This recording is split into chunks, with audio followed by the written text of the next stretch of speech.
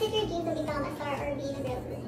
Kaming walo, syempre dream namin maging star, di ba? Pero hindi lang namin in-expect na mapapasama kami sa isang group. Lalo na nung nag-audition kami since tong group, it was a secret audition, secret project, and we had no idea na for a group pala talaga siya kasi most of us nag-audition for PBB, di ba, reality show. So, unexpected pero parang, ano na din, naging isang pangarap na din siya for us. You were not part of Genie now, what are you doing? Tapos na po ako mag-aral and siguro nagtatrabaho na ako sa gusto kong trabaho. So, yung graduating. And yung course kong gusto ko rin is flight attendant before. Nagbago lang siya ngayon. So, baka flight attendant before. Ay, nag-aaral pa rin. Tapos medtech, like my friends. Kasi ako na lang yung hindi natin medtech.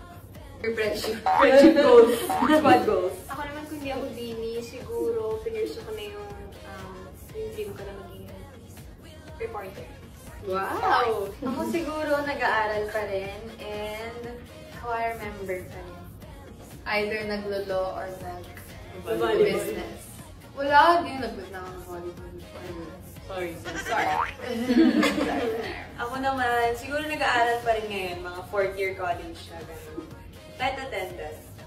Ako, baka graduate na sana ako ngayon. And then, I may be doing business or not still be in the industry but work na in the camera. Ooh! When did you start aiming to become a star? We started May 17, 2019. Hindi ko siya makakalimutan kasi it's a core memory for me and for us kasi doon kami first time magsama-sama sa isang bahay and doon na-test talaga yung friendship namin, yung bond namin together. We lived for how many years and I think naging maganda yung relationship namin. What was the most painful part of your growing up years? I think the most painful part ay yung maging away kami from our family kasi syempre first time namin maging independent individually. And ayun, lalo pat galing kami sa mga probinsya, mga proudly girls kami, so mahirap for us na kapag papatravel pa namin yung magulang namin to visit, gano'n. So parang nakaka-uwi na lang kami kapag holidays, gano'n. And also nung pandemic kasi yun talaga walang uwian. Pero nairaos naman namin siya. Yes, and then kami din, we wake up to working, we have performances, and minsan mahirap din siya kasi we have to be famous, especially for me. Was period painful dito? For us girls, it depends sa level ng sakit ng mens. Kasi minsan naman kapag bearable, kaya naman namin mag-training pa rin, may limit lang yung sakit dahil may work. Pero kapag sobrang sakit na nag-voice out naman kami na hindi talaga namin kaya mag-work or mag-training. As a young girl, how did you manage period pain? As a young girl, I think we managed period pain by hot compress. Tapos yung tinuro ni Shi sa amin, yung itatas mo yung legs. Oh, Yung sa wall. Para magawas yung pain.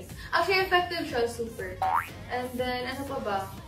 Siguro yung pagka-crave rin namin sa ibang foods. Doon kami na-distract sa pain.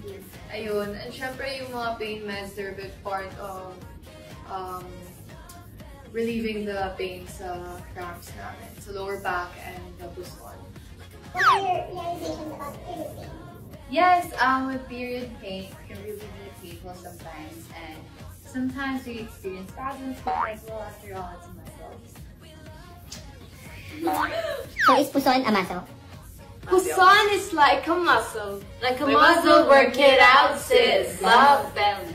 And our advice to young girls is, syempre, when you experience these kind of pains, you have to also observe yung behavior ng body mo, behavior mo, in general. Tapos, syempre, mag-research tayo kung anong pwedeng meds sa atin. Specifically, Buscopandinas, kasi it's very good for cramps and lower back. It specializes in that. And huwag niyong babaliwalain yung pain kasi pain is still pain. So, kung hindi niyo na talaga kaya, uminom na kayo ng and first, you have to recognize pain. And when you recognize pain, you'll Thank you so much!